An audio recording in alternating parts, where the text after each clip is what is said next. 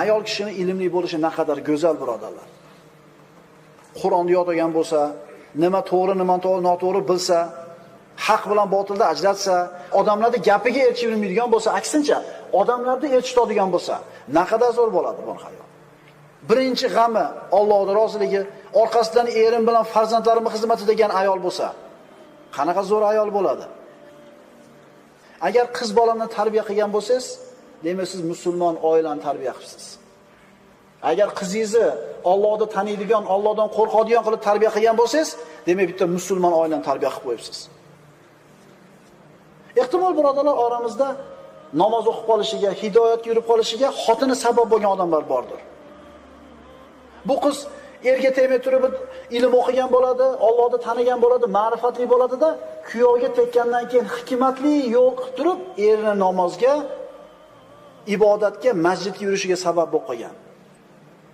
O'qimishlik, hikmatli, fahm farosatli bo'lganligi uchun bu qiz ma'siyat, gunoh, ma'siyatlarni tark qilishiga ko'mak ko'rsatgan bo'ladi. Shuning uchun uylanayotgan ukalar kimga uylanayotganlarga qarab qo'yinglar. Sizlarda oxirat hovlisiga qarab tortadiganmi sizga kelayotgan juft yoki faqat dunyo hovlisiga qarab tortadiganmi? Dindorini tanlagan degan payg'ambarimiz. Fazfar bizati din taribat yadak. Dindorini tanlagan, "Ey musulmon yigit, baraka topasan" degan. Endi buni teskari bo'lishini o'ylab ko'ring xotinda. Allohni tanimaydi. Uyda din diyonat bo'lgan emas. G'ami dunyoda latar o'tasa, maqsad odamlardan qolmaslik, tashvish, bormi, yo'qmi qilib berasan.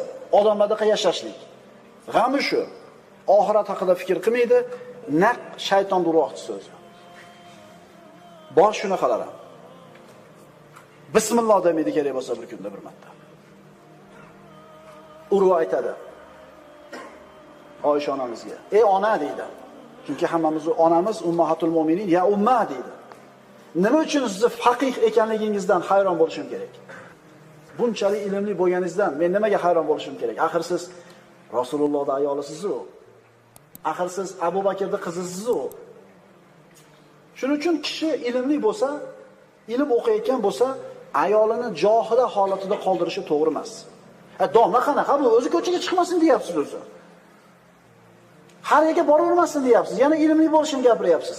Biz ko'chaga chiqavermasin deyotganda, maza bemaza chiqmasin, to'g'ri kelgan otinchadan dars olavermasin deb aytyapmiz.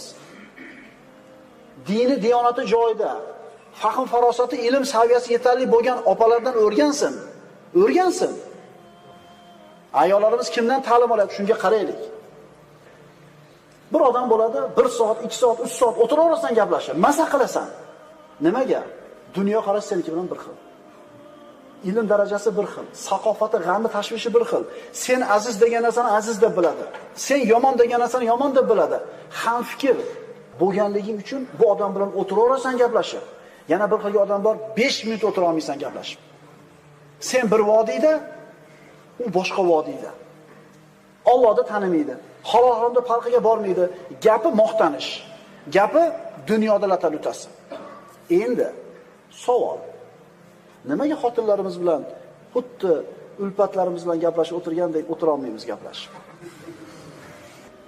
Chunki siz agar dindor bo'lib dunyodan uzoq bo'lishi kerak degan e'tiqodda turgan bo'lsangiz, xotin odamlardan qolmaslik kerak deydi.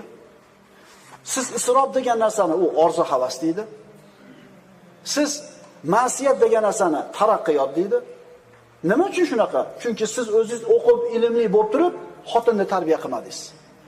Uni ilmli bo'lishligiga, tushunchalarni to'g'rilashiga siz nima qilmadingiz? Xizmat qilmadingiz. Demak, kishi ahli ilm bo'lgandek, diniy bilimlardan xabardor bo'lgandek, ayolini ham mana shu narsalardan boxabar qilishlik kerak, toki hayotda mushkulalarni xotin bir bo'lib turib yengishsin. Ko'chani mushkulasini yengishlikka ayol yordam bersin.